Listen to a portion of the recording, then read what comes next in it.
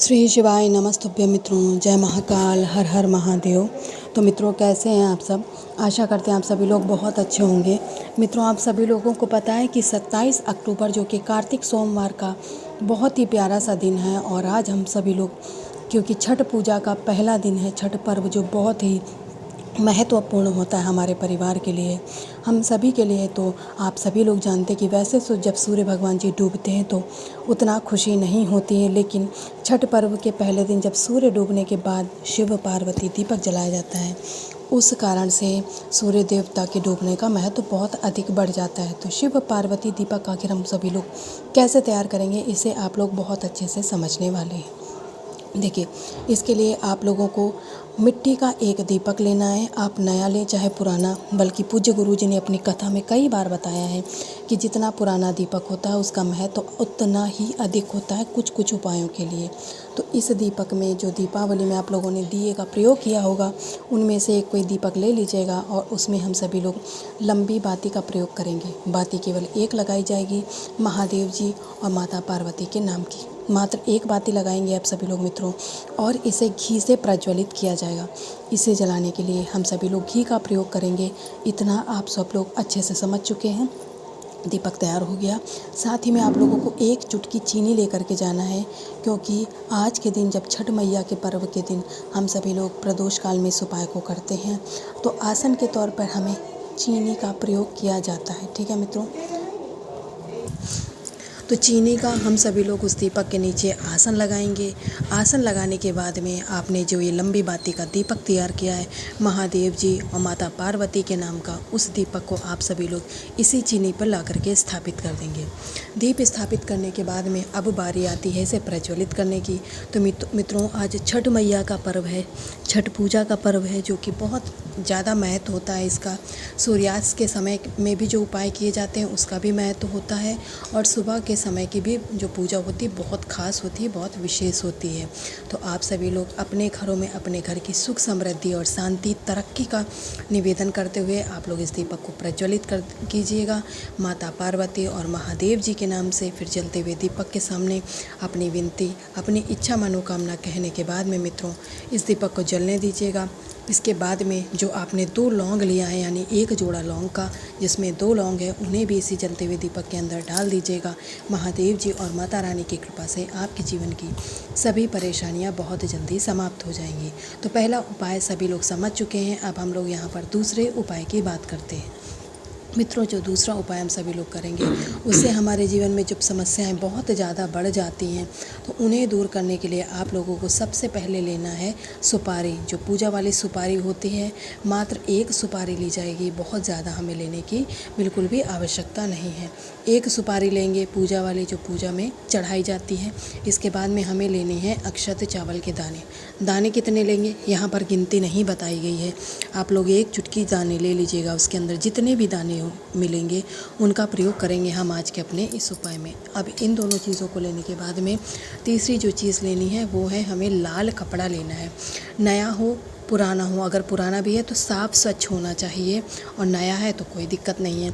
उस कपड़े में आपने जो एक सुपारी ली है और जो अक्षत चावल के दाने लिए हैं, सारी दोनों चीज़ों को आपको इस कपड़े के अंदर रख लेना है।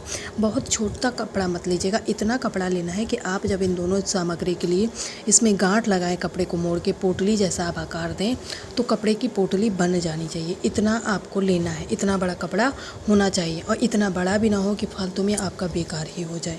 ठीक है मित्रों, तो कपड़ा आप ले लीजिएगा उतना जितना बताया गया है। इसके बाद में आपको एक कपड़ा लेना है, इस पे जो सामग्री रखी है रख लीजिएगा। रखने के बाद में इसे उठाएंगे।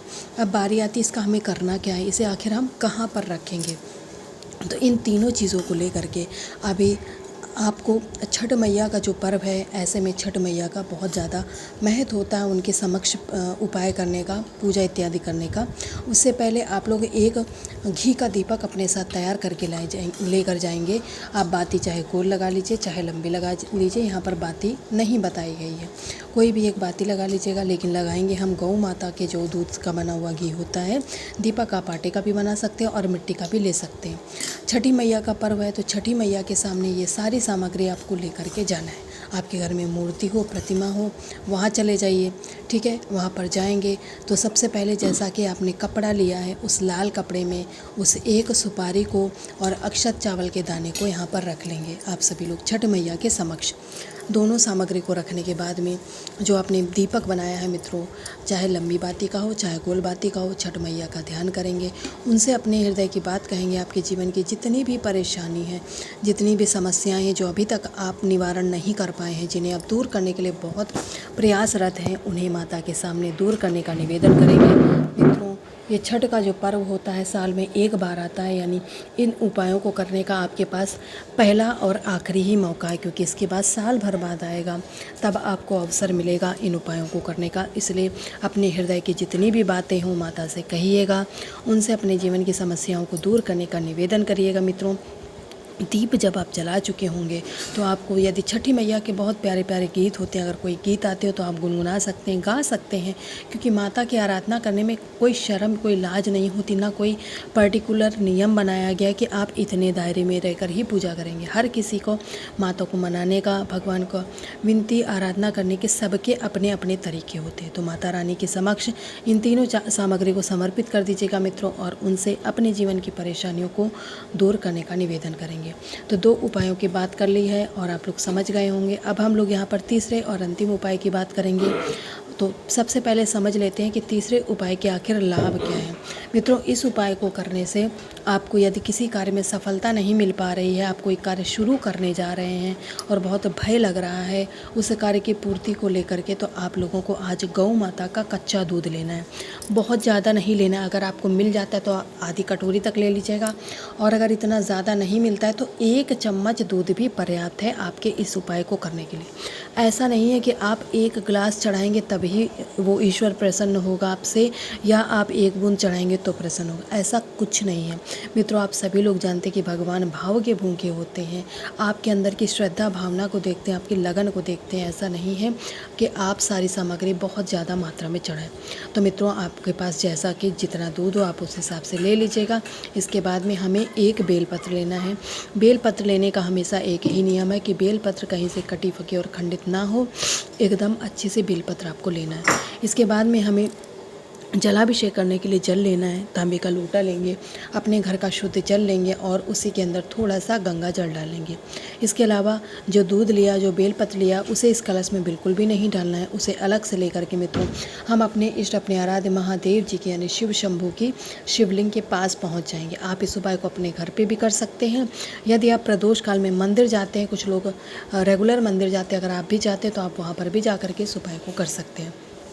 आपको करना क्या है, देखिए, जो आपने दूध लिया, चाहे 1 कटोरी लिया हो या फिर 1 चम्मच लिया हो, आपको उस बेलपत्र को उस दूध में डिप करना है और ओम नमः शिवाय जो महादेव जी का षडाक्षर मंत्र है उसे जाप करना है कम से कम 21 से 51 बार। और उस बेलपत्र से आपको उस दूध को इस तरीके से महादेव जी की शिवलिंग पे समर्पित करना है। यदि ज़्यादा मात्रा में है तो हर प्रत्येक बार आप जो बेलपत्र से दूध के अंदर डिप करिएगा और महादेव जी की शिवलिंग पे समर्पित कर दीजिएगा। फिर ओम नमः शिवाय बोलेंगे और फिर से ऐसी ही प्रक्रिया को आप 21 से 51 बार कर सकते हैं। मान लीजिए आपके पास दूध कम है तो आप पहली बार में ही बोल करके दूध को समर्पित कर दीजिएगा।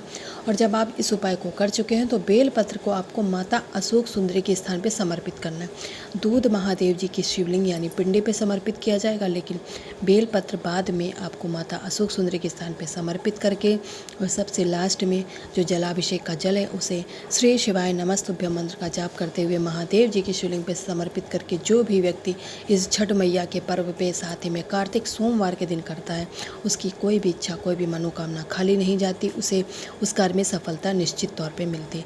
तो मित्रों, मैंने पूरा प्रयास किया आप लोगों को उपायों को समझाने का। अगर मुझसे बताने में कोई त्रुटि हो गई हो तो आप लोग कमेंट सेक्शन में कमेंट करके पूछ सकते हैं। हर हर महादेव, शिव शंभू की जय।